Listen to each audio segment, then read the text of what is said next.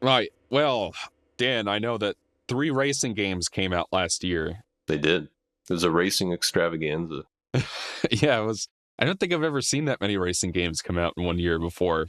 I'm sure they have, but 3 high-profile racing games? Don't think I've seen it either.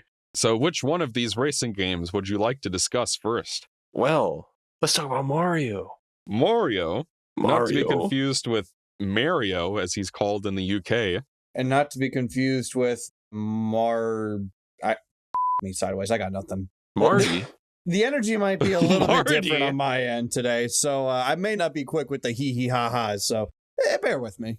I think the puny elder does call him Mardio in Yeah, Thousand Year Door, so I guess that's it what does. Yeah. I just saved your comment. You were thinking of Mardio. Yes, I was 100% thinking of Mardio, my favorite brother. Yeah.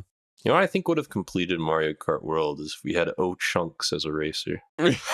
You know, why not?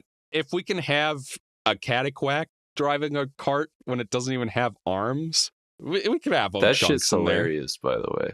Yeah, I love driving as the Cataquack. in little dump truck, little dumpy or the whatever it's dump called. truck. Whatever, the little dumpy, I think is what it's called. You know, Yeah. there's an interesting dichotomy. Also, hi, spoiler, I don't have Mario Kart 9 because I don't have a Switch 2 because I'm a little broke bitch. But, you know, there's a weird little thingy where it's like, I'm playing Smash Ultimate and I see that Piranha Plant's in the game and it irritates me. But then Mario Kart 9 comes out and I see that they had the fucking cow from Moo Moo Meadow and I said, you know what? Respect. And I kind of tipped my hat to it. I like that. You It's cute. tipped your fedora even? If I had a fedora. No, according to Michael, I have a fucking cowboy hat because I'm from the deep south, yo. Yeehaw! Please, Mario Kart 9, talk about it. Serenade me. Well, technically it's Mario Kart 10 because Mario Kart 9 was the mobile game. Oh, eat my butt. Well, It's a very fun racing game. don't threaten me with a good time. I Yeah, was well, that- skeptical of the open world Mario Kart premise, but it won me over, I think. I like how the open worlds kind of reverberates through its design elements. It's a much more foundational feature than I expected. It's not really just a gimmick, I guess, because every Mario Kart has its gimmick. Yeah. I guess you could say it's the game's gimmick, but you feel it everywhere in a way that, like, the anti-gravity was kind of like just a neat thing that happens. It's just some visual flair, whereas the open world, it fundamentally affects the track design and how the tracks interrelate together. And then, like, the actual paths between the tracks play into races, because this is something I didn't know only playing the single player, because I just don't care about online multiplayer. I never will. I only played the Grand Prix, but what I found out from you was that if you play online, and this is evidently controversial, each of the tracks, depending on what gets picked, like, you actually drive the full distance between them, and there's like hundreds of different possible paths you can take between these tracks that you just don't get to see only playing single player. And it means that each race could potentially be fresh and unique from any of the other races you've played so far, which is interesting. And then all the players are just like, we want to get rid of this. We just want to do laps. I understand where they're coming from, because this is like, Mario Kart has never seen a shift this massive in, like, I hope this is not an insult to people who love Mario Kart, but the shit has not fundamentally changed in a long, long time. It's basically every game is like the same with a gimmick that maybe, like in Mario Kart 8, the gimmick made it so that visually you can create tracks where you can go upside down, but it doesn't really, like, when you're actually racing, the only thing that changes is that if you bump into players, you get a boost. That's about it. This is like, I understand the reaction to it, because especially after Mario Kart 8, where they just added DLC, like, at a point in time in which I never thought they would ever touch the game again, making it like the Mario Kart with the most possible tracks. It is kind of jarring to go to this, where Mario Kart 8 had a quantity that was developed over the course of like over a decade or whatever, but it also got to have the quality in the sense that it took all of that time to have a bunch of tracks return. I think 80% of that game is now returning tracks because of the DLC, to where Mario Kart World is kind of starting at the same starting line as Mario Kart 8 on the Wii U did, which, need I remind people, was also maybe not as controversial as Mario Kart World, but I remember Mario Kart 8 being controversial on the Wii U. I was around to witness that occur. And then Mario Kart 8 kind of developed into the de facto best Mario Kart for most people because it kept getting DLC. And then the Switch version added like a battle mode or whatever. So I'm not really surprised that it was controversial, especially since it was a more foundational shakeup than the series has ever seen. Worked for me because I like the unpredictability of not really knowing what's going to happen when I travel from one track to another. I think that it threads together the online mode better than any Mario Kart I've played previously, to be honest. I love that you get to hang out in the open world in between tracks. It's a very ingenious way to use as like a little hub to hang out in, to like blow off steam after an incredibly intense race, because this is bar none the most intense Mario Kart I've ever played because of the ability to like jump and wall ride. That shit gets really complex really fast. Even on the intermissions, there's been kind of a shortcut revolution on those tracks. I think it's one of those things that just people needed time to marinate in them to see what they could really offer, because on their face, they just look like straight lines. But there's actually a lot you can do with the mechanics of the game to like make your own shortcuts. And it's been having a shortcut revolution that's kind of on par with the stuff that they've been discovering in Mario Kart Wii, which is one of the most fascinating games in the series to me, because it has all these weird glitchy shortcuts you can do to like skip the entire track. It definitely does seem like the skill ceiling for this game was raised considerably because of the rail grinding and the wall running, which I thought what I want people to do if they haven't played in a bit, go online. Because the skit like launch Mario Kart World Online is not the same as it is now. I went online expecting to at least like break top 10 maybe, and I'm consistently like bottom 15. I can never crack it because people are just insanely good at the game now. And it's actually a little bit humbling, to be honest. I could be misremembering. I feel like back in the day when Halo 3 and stuff were like the big multiplayer games, and still was until they shut the servers off like 2 years ago or whatever, that it used to be like people would get placed in like skill brackets and they'd build matchmaking off of that. But is this game just like everybody gets dumped into one pool? Is that how it works? I don't fully know. I think they try to keep you around. You get a score for the more games you win, the harder it is to increase your score, and the easier it is to decrease it, the higher you are. And I assume that like whatever your number is like you're probably placed in some invisible bracket. Okay. I don't really know the full system, to be honest. Okay, so if there is like a skill-based matchmaking thing, it's like invisible and the player doesn't see it. Maybe. I have no idea. All I know is people I played with were fucking crushing everybody. It was crazy. Well, like that even sort of feeds into the free roam mode, which is my favorite part of the game. Because I liked all the Grand Prix stuff. I liked all, like, been a while, so I can't say like, oh, I thought this track sucked or whatever. From my memory, all the track design was pretty solid in this. And I liked the way that even when they brought back an old track like Peach Beach, they managed to make it fresh in a certain way, like the first lap of Peach Beach, because that's the first race in that cup, so it has laps. The first lap is like the old track, and then from there, it like builds into some completely new stuff, which I thought was cool. So like even when they're bringing back old tracks, they're doing new things with them and making them feel fresh. But like once you start playing the free roam, because like if you just jump in, you're like, you won't necessarily know how to do like the rail grinding and the wall running and stuff at first. At least I didn't. But once you start playing the free roam and start looking for, and we could talk sort of about the reaction to free roam later, but for me, it was a great showcase of how you could use those mechanics to, because like the premise of free roam is you've got P-switches, which are like little challenges you do. You've got Peach medallions, and you've got the question mark panels. And in order to actually find and get to these things, sometimes you'll need to, what it really reminded me of, and I haven't even played a lot of these games, was the Tony Hawk Pro Skater games. It is a lot like them, yeah. Where they'd sort of dump you into a little arena and you'd have to figure out, using the mechanics you're given, how you're supposed to get the collectibles and stuff. And there'd even be secret areas like the high school level from Tony Hawk 2, where like you have to figure out how to get on top of the buildings and jump across them, and then you get to a secret area. And there's a lot of that sort of design in the free roam that makes it really fun to play. Like, just how do I use these mechanics to get on top of the gas station and the Mario circuit and get the Peach medallion, you know? And like, I have some complaints with how they track the collectibles in free roam that, if I recall from your review, you may not share those with me, but I still don't have all the collectibles, so that should give you your answer. because like I'm the collectathon guy, so like I got the appeal of free roam immediately. It's a fantastic fuck around type thing where it's not mechanically deep.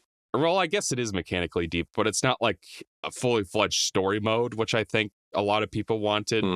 Like I saw some comparison to Crash Team Racing where that has like a story mode, but like the story mode in Crash Team Racing is you play all of the racing tracks and there's like a hub that connects them. And the story is like an alien comes to the planet and wants to race the best person. And that's the story. Whereas when you play free roam, it's like, okay, you've got all these tracks, you've got all this interconnective tissue that you don't even get to see while you're playing the Grand Prix or the online races. And, you know, like roam around, try to find secret areas and just try to clear everything out. And it's just a lot of fun. It's one of those games that you could just pop in and just play. Like, I think TGX has a separation between session games and just like fuck around type games. And this is a good fuck around type game.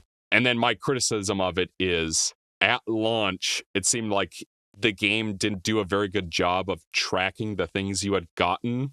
And then at some point it got a patch where you could see like where all the switches were and fast travel to them and get around a little easier. What I've heard is that originally this game was going to launch with an app, like the Zelda app they created for Tears of the Kingdom and Breath of the Wild on Switch 2.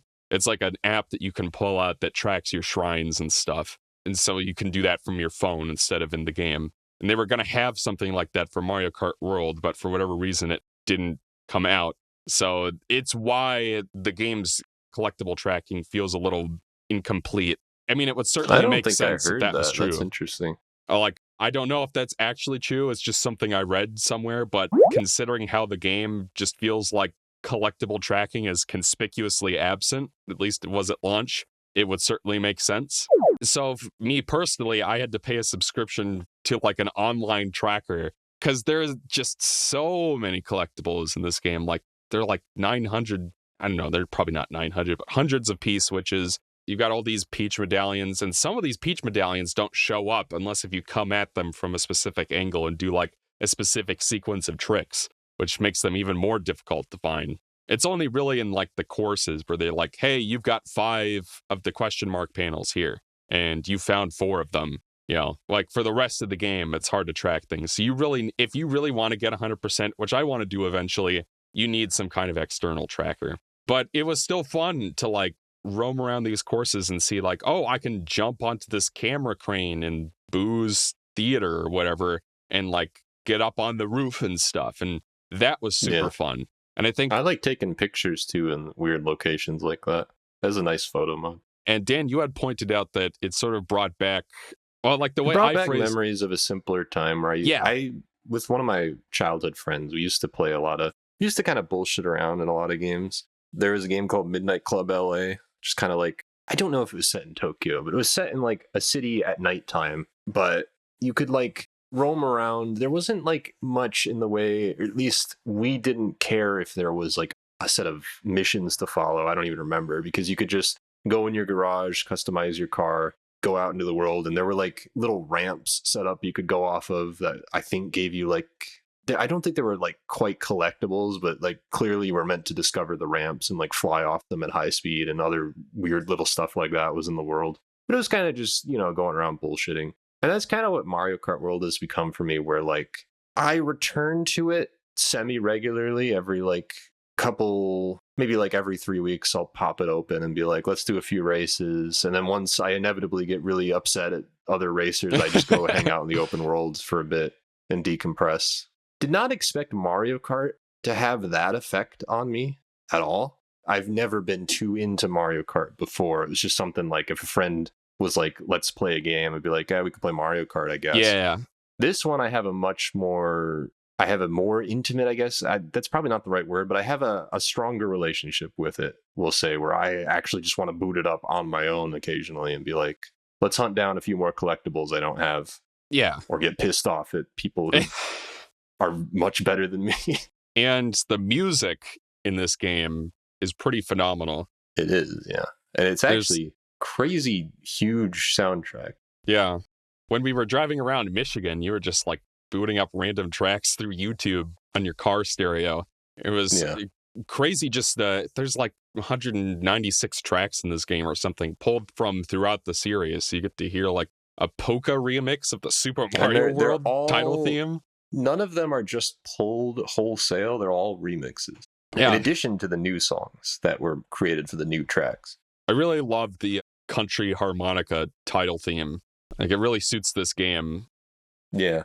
And there's something else I wanted to mention, but while I think of that, Ryan, I know that you said you played this game with us at the B&B because I had my Yes. Switch 2 set up. Yes, I did. So why don't you give us quickly your thoughts on what you played of Mario Kart World? I mean, Yeah, I don't you know. see- It was Mario Kart. I guess, like, here's the thing, right? Is that, and I was saying this before in the thing that we had to cut, and I'll say it here, where it's like I kind of feel like as if I'm pretty easy to convince when it comes to like buying games and everything. It doesn't take a lot to sell me, right? Like I've watched a lot of streamers, play different kind of games, and it convinced me to pick up those games. And I watched you guys play Mario Kart. I played Mario Kart. I watched other streamers play Mario Kart. And it's like, sure, maybe there is like interesting tech when you're on like the in-between tracks, when you're on the highways or whatever. Sure. But I mean, as someone who played the game for a little bit, it didn't do enough to really sell me on the game. And I haven't really seen anything to convince me to pick up not just the Switch 2, but also the game itself. So I think the whole thing with the, people just wanting to do tracks or wanting to do laps, I don't necessarily think they have a problem with the open world in and of itself, but it's more so just the lack of options that is available for online multiplayer. I think that's more so the problem that people have. So if they just, put an option where you can have laps, you could see an increase in players. But from what I understand, it's not really like that. So I don't know. I think they patched it. I'm kind of shocked that we're this far in and we still haven't had any word about Mario Kart DLC. I thought they would do something Yeah, at I'm this kind of point. shocked about that too. I figured that they just have that on lock, especially because this was supposed to be a Switch game. Yeah, because that was kind of like my train of thought, where it's like, okay, well, maybe I'll wait to see like where it goes, but it doesn't really seem to be going anywhere. So anything can happen. I'm sure they have something cooking. I just don't know what the hell is going on with it. Yeah, I Yeah. hope it's good. That's all I could say. Yeah, I mean, I think it's cool. I think they should make a bunch of tracks in the sky. Because I've been Sure. thinking about it. I'm like, how do you make DLC for this game? I guess you could add a weird addition to the world, or you could just throw it up in the sky, because one of them is already in the sky. Yes. You go Yeah. up into Rainbow Road. Rainbow Road, by the way, best Rainbow Road of all time. Mario I can say that Kart with World, Tracks confidence. of the Kingdom. Yes. Yeah. I'm for it. Well, Eric was because like I came back from vacation with the Switch 2 and immediately met up with Eric and I was talking about it. He's just, yeah, I guess I convinced him to get his own Switch 2 and he played the game and he even designed a website for it, Wow. which is interesting. You designed a Yes, it website for it? Yeah, I think it's like tracking like lap times or something. I don't know. I'd have to ask him for a link, but he hasn't made a website for any other game that I'm aware of. But what he was telling me, because like obviously the big controversy with this is that everybody just wants laps apparently in the online. And I think the real reason that Nintendo is reluctant to just have that is because they spent all this time and money designing this open world, and everybody's just like, I want something that's just laps like all the other games. And, like essentially by giving them the option, everybody's just going to play that instead of the open world they put all this time and money into.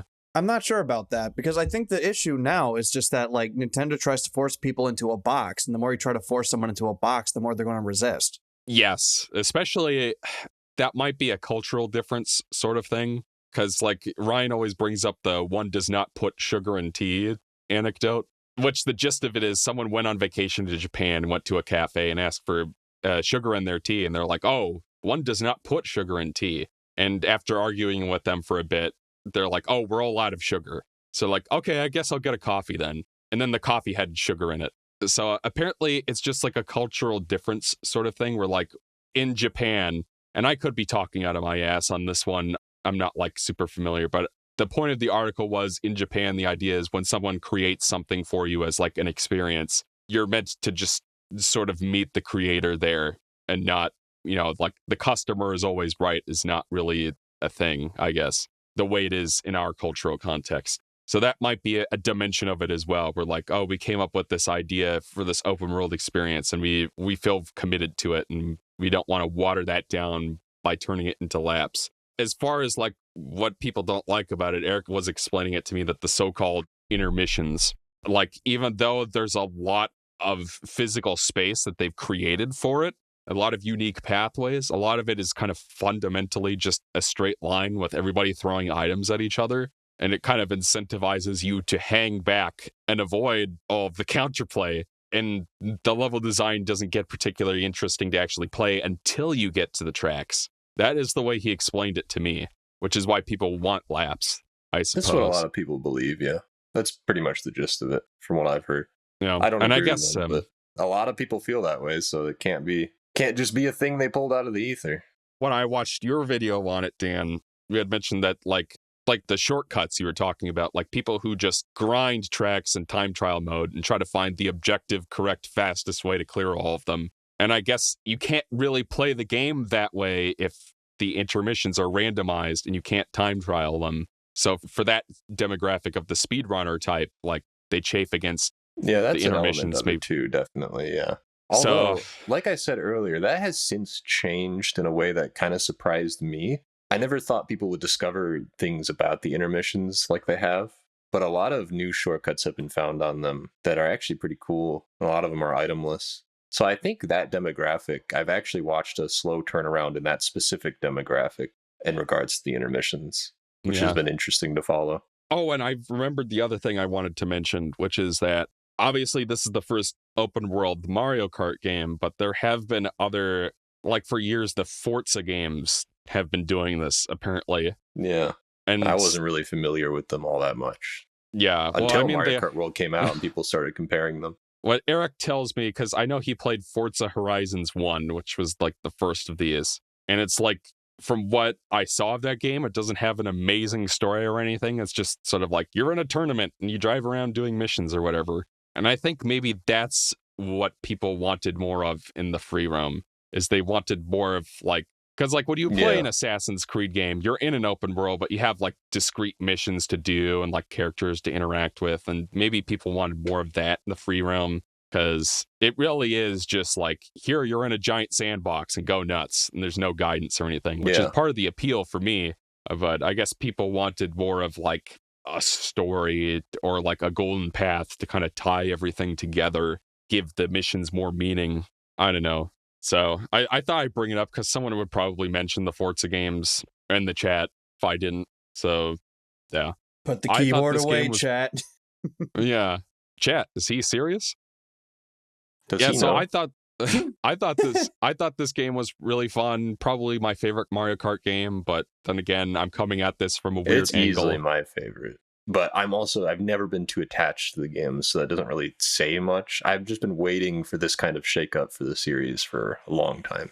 Yeah. I feel like. It could have just been Mario Kart 10. And it could have just been Mario Kart another one. So the fact that they took a swing on this whole open world thing, and that sort of the free roam naturally came from that, it adds a single player dimension to this game that was not in any of the other games, which for me puts it over the top easily. Mm-hmm. Which is why, because Ryan, you said that, you played a bit of it with us at the BNB and you watched some streams and stuff and you weren't really sold. And that's honestly kind of surprising, because this game is in many ways radically, like when you're just playing the Grand Prix, it is pretty much just Mario Kart, but the open world does make it feel radically different in some ways than the old games. It's not just Mario Kart, another one. Yeah, it doesn't necessarily feel... because I don't know if I'd go that far and say that, like, oh, it just feels like Mario Kart, another.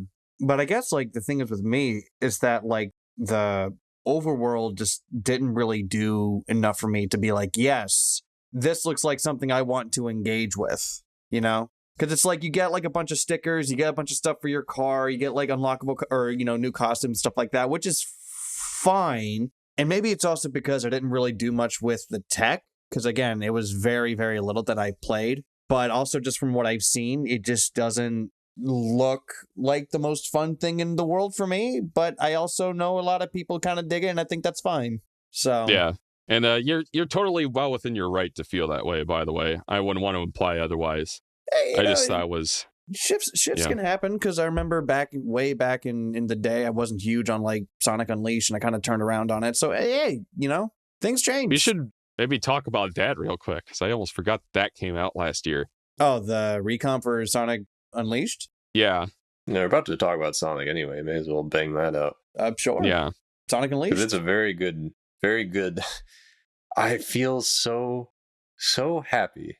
They'd have to buy a fucking Series X for Sonic Unleashed. Yay. Can I just say that? Because while the port is not flawless, it is very near to the point where I can actually play it, where I had so many problems with the Xenia emulation of it that I just couldn't play it properly. And I could never solve them. Nobody on the internet could solve them for me.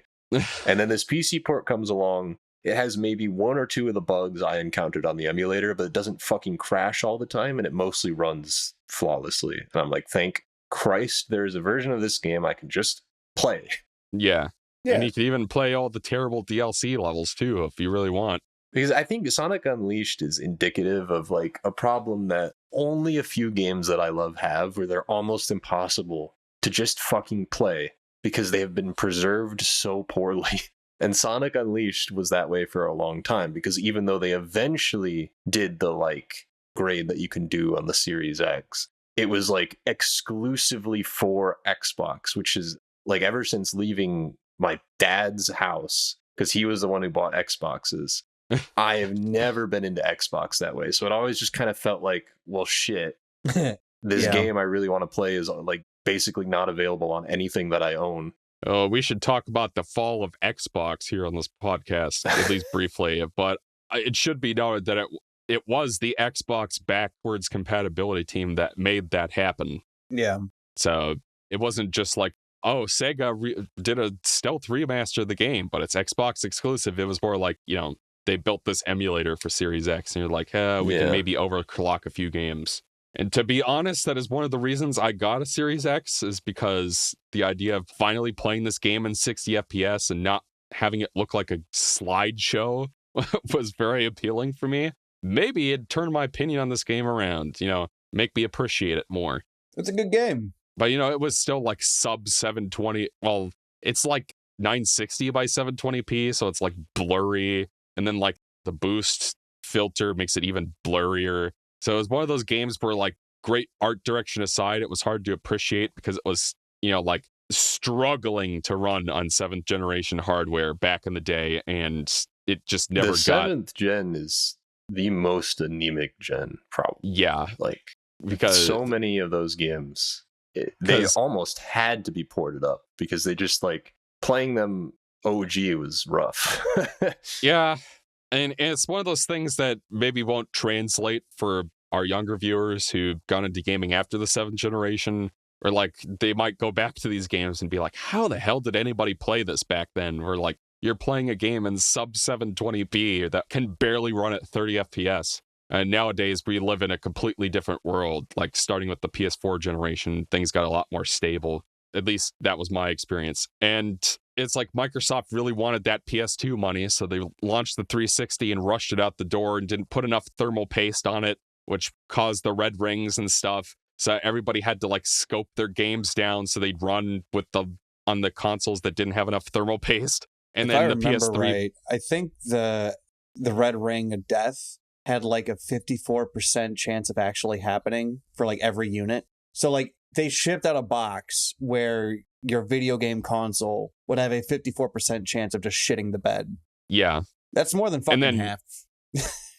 And then you had the PS3, on the other hand, that had the infamously difficult to develop for cell architecture and shipped $100 too expensive at the start, and they had to like mark it down later. So it wasn't until like Infamous came out that things started, around that time, that things started to turn around, because they had to like a soft relaunch basically with Uncharted 2 and stuff. So that generation always felt like it started too early and lasted too long.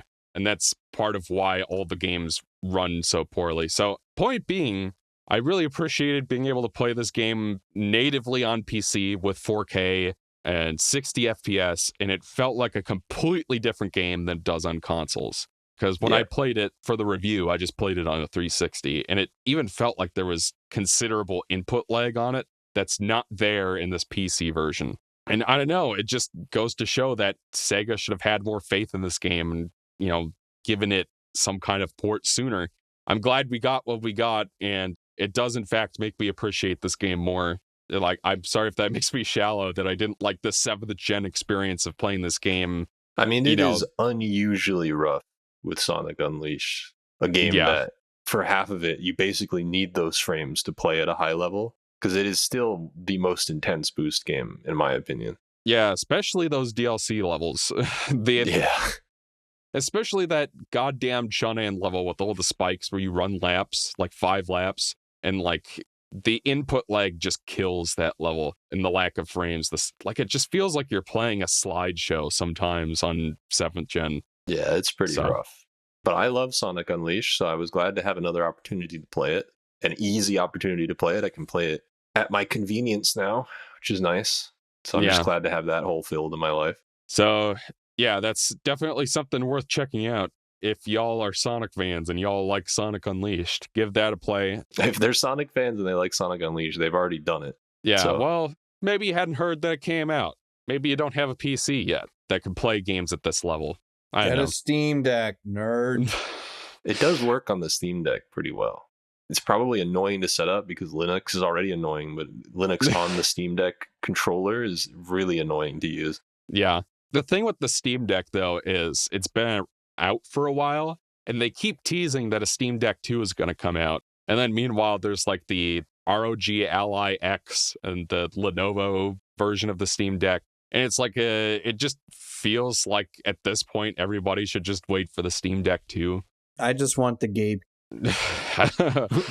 See, like, I feel like the GameCube, the not Gabe sphere, would be a good choice for people who don't already have a gaming PC and have just kind of want to try that. But, I mean, to be quite honest, with the price of fucking GPUs, I feel like a Steam machine or whatever they announced is almost going to be like necessary for a lot of people to do PC gaming. Because that's true. Gaming PCs are not getting cheaper. Yeah.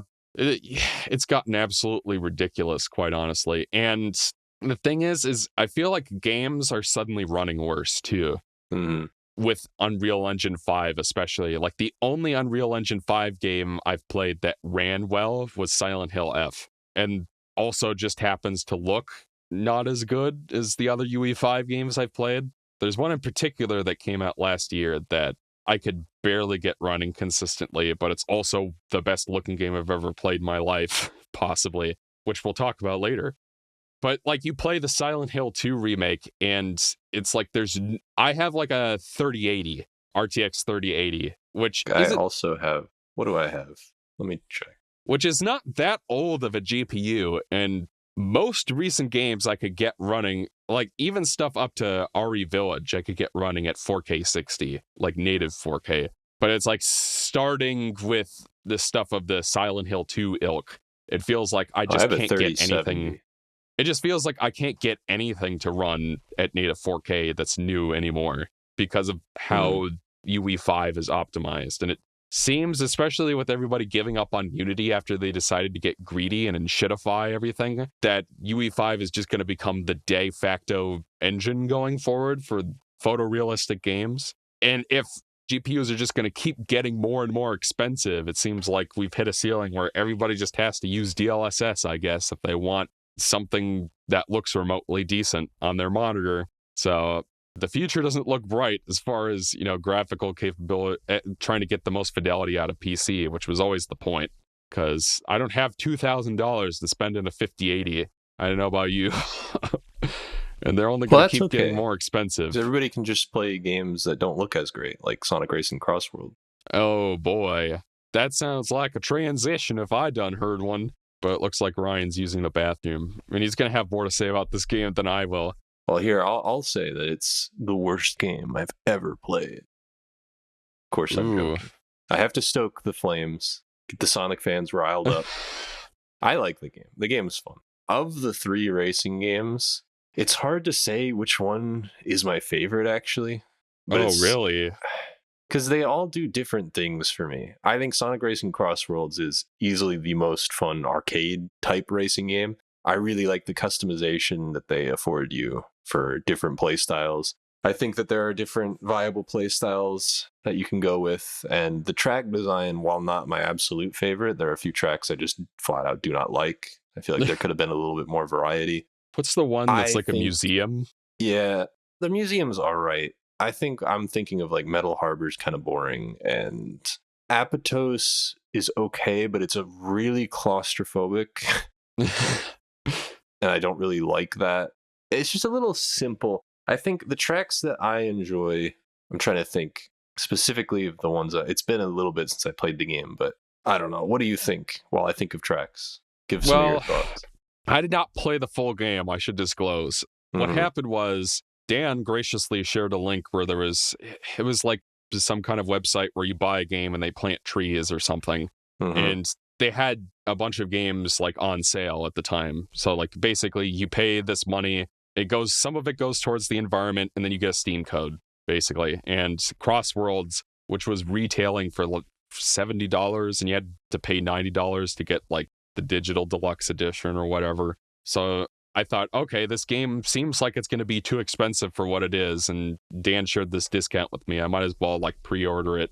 And then in the meantime, they had like this multiplayer test fire kind of thing where just like, yeah, we're trying to make sure the servers are up to snuff. Everybody come in and play this demo and try out some racetracks and stuff. And everybody on the mystery server hopped into a VC and played it for a couple of days. And, you know, I hopped in with you guys and played some of it. I'll have you know that I was not a part of that. Oh, I thought you were, though. I remember you playing it. No, I played it when it came out. I didn't play the beta. I guess I was mistaken then. It won't be the first time.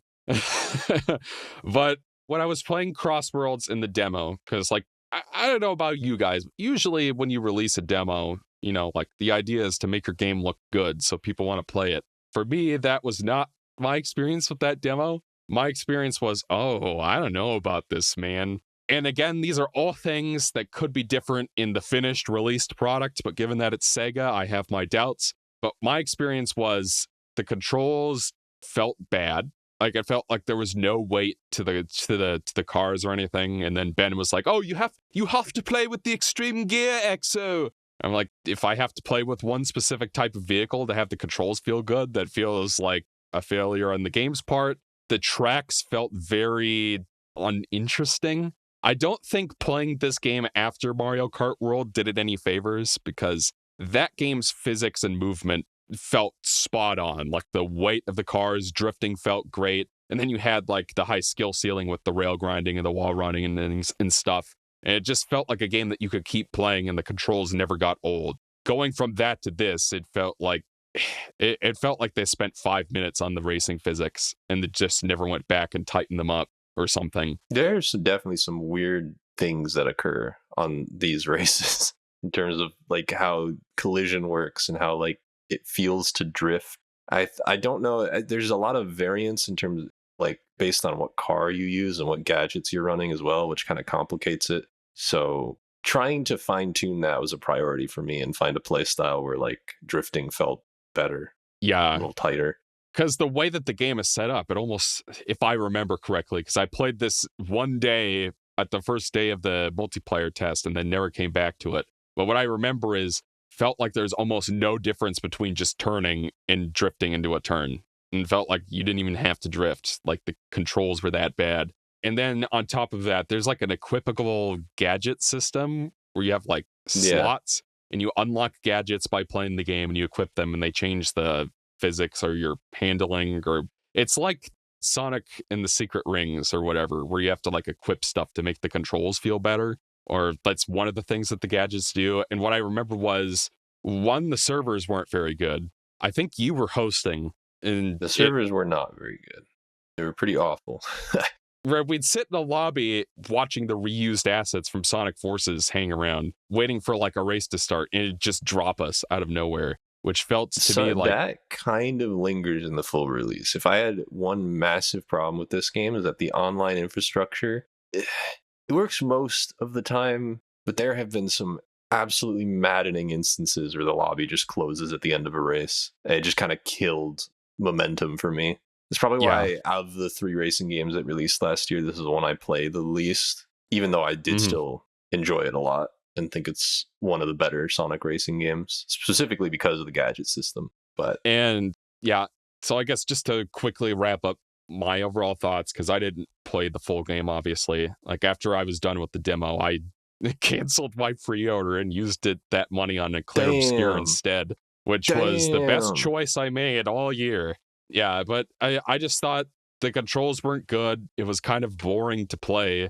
And it was one of those things where I don't have to come in first to enjoy myself, but I would at least like to know what it is I'm doing wrong. And I didn't really have a clear sense of why I was losing every race, because it felt like I was playing it right. And I think part of it was I wasn't equipping the best gadgets, but if I recall correctly, the way that the game is set up, can you change your gadgets in the lobby?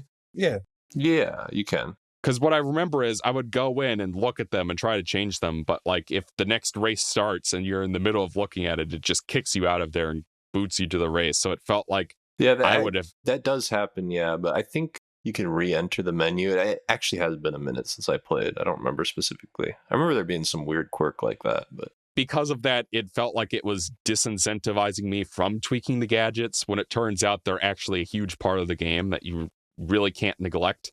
And just after a couple of hours of it, and part of it is the demo didn't have all the tracks, it didn't have all the vehicles, it didn't have all the characters. It was just like a sampling of everything. So there are maybe like 6 or 8 tracks in the demo. So after a while, you've kind of seen everything, and the track design wasn't that great to begin with. Like you said, there are some stinkers in there that are just a bit. I didn't really like Metal Harbor that much, and I do remember enjoying White Space a lot. I think that might be my favorite track in the game, because I think it like exemplifies what works about the like 3-track system, with the one in the middle being a random one. Yeah. Well, maybe we should go into that gimmick. Well, Ryan, how did you feel about that gimmick? We got to be way more specific. What are we talking about? You know how the track changes. Oh, the Crossworlds. Like every track. Yeah, that, but also like the third track is different from the first technically. Yeah. Like it changes. Like White Space is the easiest example, where like the third lap of White Space is way different than the first one. Yeah. No, I mean, I guess Mike, you didn't really play a whole lot of Crossworld. You only played the demo. But I mean, if I'm going to be completely honest, this was probably one of the better games that I played last year. It felt like as if this was a game that was constantly grabbing my attention and giving me things to do. And it even made me engage with different game modes that like I typically don't engage with. And I think, we could talk about some of the more single player stuff later, but in regards to the Crossworlds, I mean, I feel a little weird that like there are specific levels or specific tracks designed to be Crossworlds, and they're not like full designated, like fully developed tracks. But I mean, eventually you get to a point in the game where you unlock every single racetrack to be a Crossworld. So that problem kind of goes away. I mean, short and sticky is that like, yeah, I like it and it kept things fresh and interesting. I would rather have this than just 3 tracks or 3 laps of the same track. Any significant single player content you get from the full game that wasn't in the demo? Well, kind of. I mean, I don't know what was in the demo because I did not play the demo. But I guess for me, it's like the Grand Prix that you do, you pick a character, you get a rival racer, and, depending on like who you have, they're going to say like different things to each other, right? And I think there's like 4 hours worth of character interactions in the game that was written out. Yeah, there are quite a lot of them. Yeah, and that made me kind of like play other characters that I normally wouldn't play as, and just kind of match them up with characters who, never really had interactions in the game before. It was interesting to see them. Thing. Don't you get assigned like a rival or something? Because I remember Jet. You get assigned a rival, but you can also choose them. Okay. Yeah. And also it does like a thing where, there's an appeal there because it's like, oh, hey, I want to see Sage interact with fucking Bake the Cat. Why not, right? But if you beat every single rival, you unlock Supersonic, and I think that's pretty cool. It's an incentive to do like all of the other rivals. And then there's also the time trials, which we talked about this before in Mario Kart, but it got cut. But like, I'm the kind of guy where it's like, I play Mario Kart for the Grand Prix, then I jump online, you unlock a lot of the stuff with the coins and everything like that. That's cool. Specifically talking about Mario Kart 8 there. But like with the Sonic Crossworlds, it's like, yeah, you're encouraged to do the time trials and get a good ranking on the time trials, because then you get like different tracks to unlock in the jukebox, you know? Okay. So that's an incentive right there. And also in the Grand Prix, there's also the red rings that you can find. And they, you know, you find a bunch of those, you get tickets, you customize your car. So it's like, I'm always doing something. I'm always like thinking like, oh, hey, let me sample the extreme gear. Okay. Oh, I don't have this piece yet. Let me go grind some tickets real quick, you know? Or what's the weird thing? It's like the theme park, but not a theme park that you go to. And you race the AI racers. I don't know what it's called.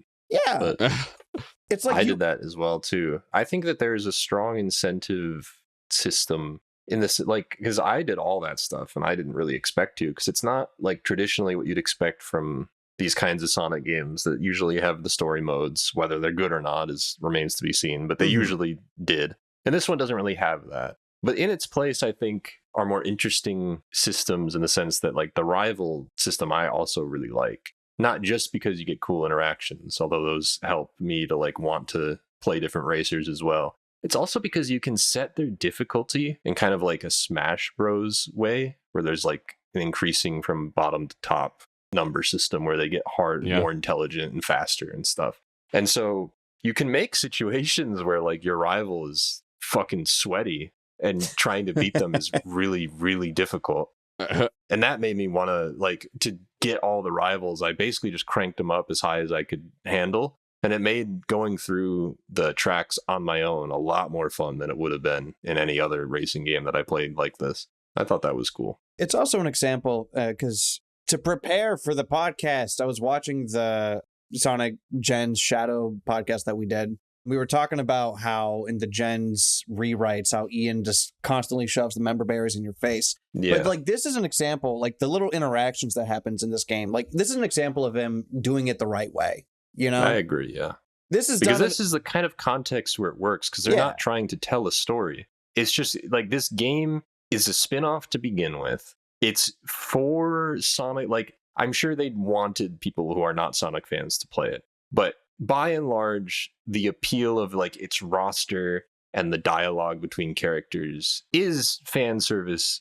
Like, that's just what it is. So leaning into that makes sense. And he's very good at it. So it was fun to like go through the like little lines of interactions that they have with each other. Yeah. And some of them are really cute. So some of them are kind of wild. Like, Sonic's got that dog in him. Yes, he does. Talking to Rouge about like, oh, hey, I'm a master at handling curves. I'm like, okay.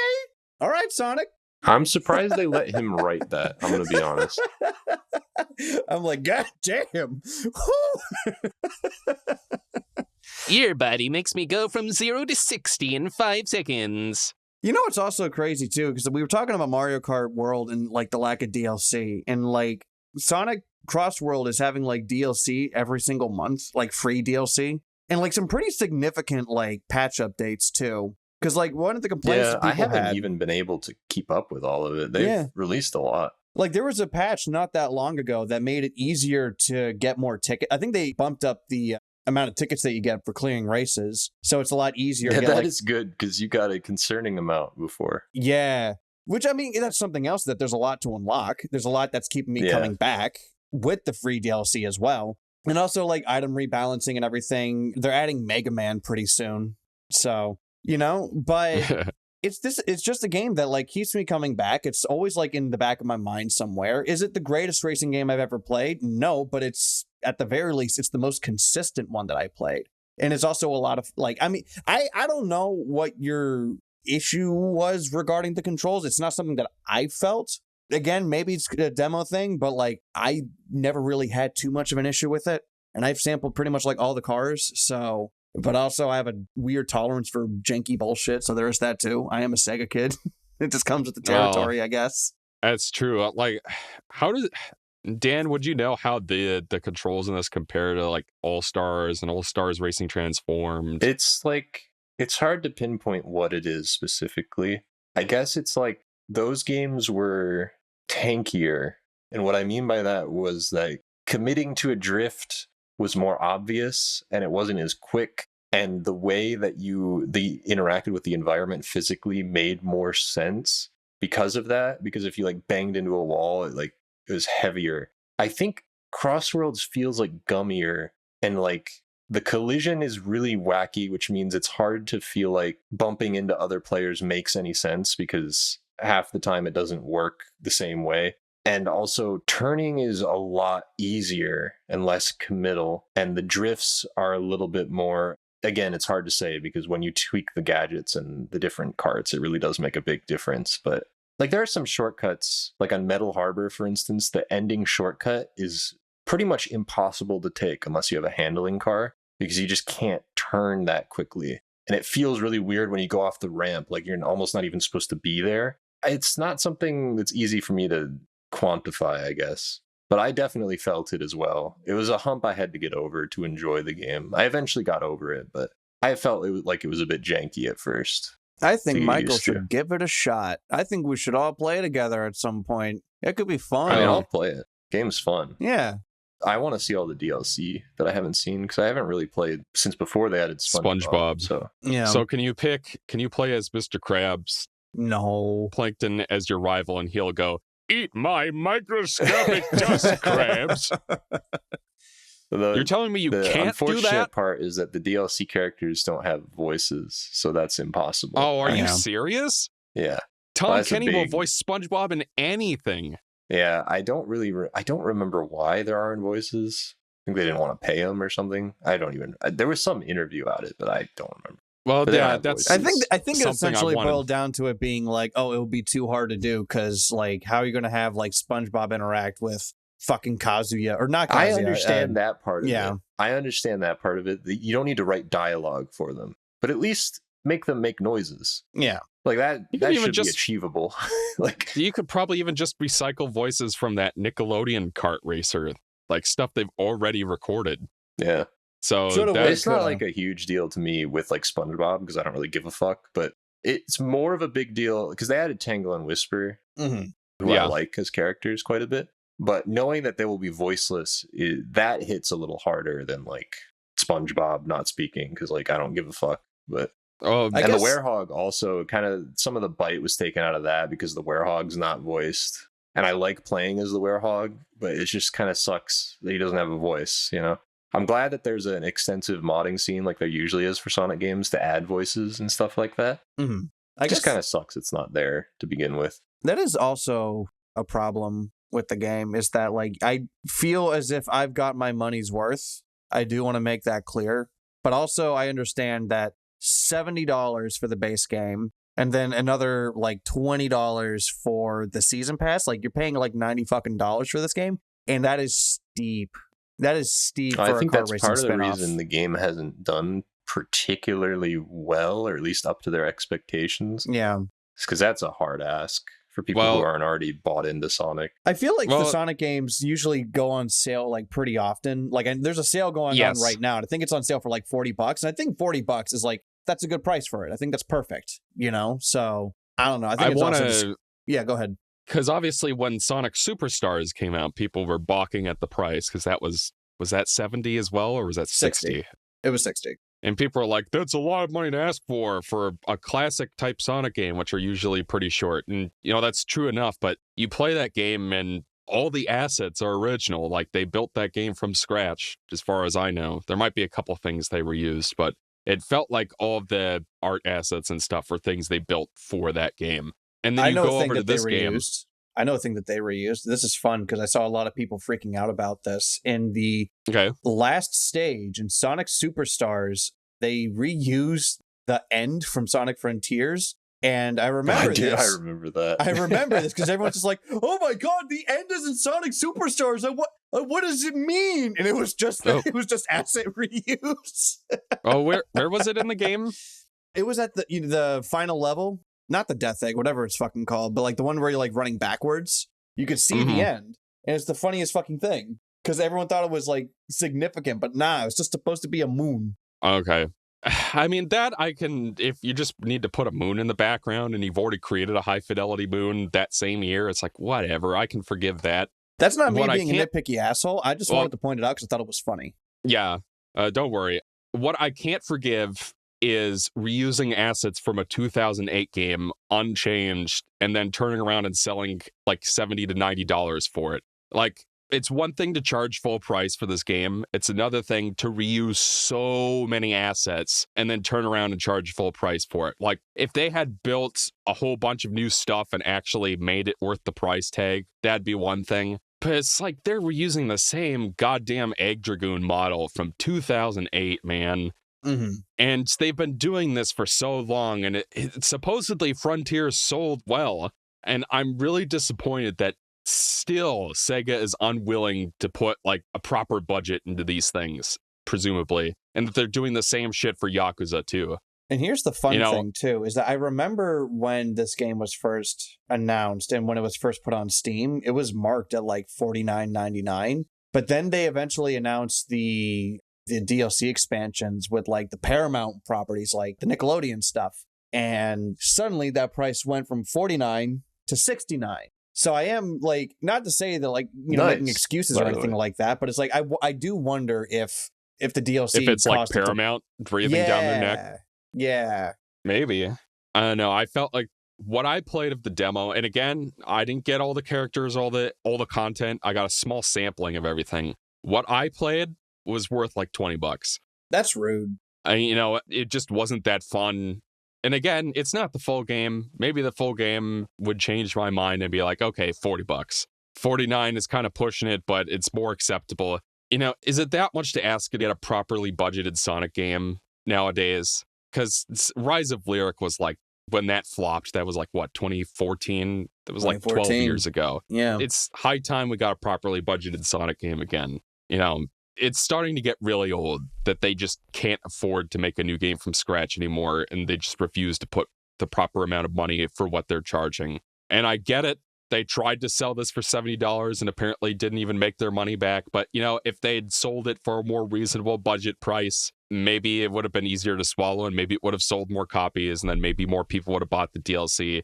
I don't really know. I'm not a marketing guy. I can't, or an economist. I can't predict these things. To kind of go off of what you're saying, it's also just like, we talked about this a little bit when we were talking about the Switch 2 and Mario Tennis Fever that came out this year, where it's like no one wants to pay $70 for a spin-off game. If they're paying full premium price, they expect a full premium game. They don't expect like a spin-off. It's nothing against spin-offs. They're fine. They're necessary. But we also know like what the difference is between something like Mario Tennis Fever and Mario Odyssey or Sonic Racing Crossworlds and whatever this next AAA Sonic game is going to be. It's like there's a difference there. So it's like scale it back. Not scale back the budget, but like reel in the price.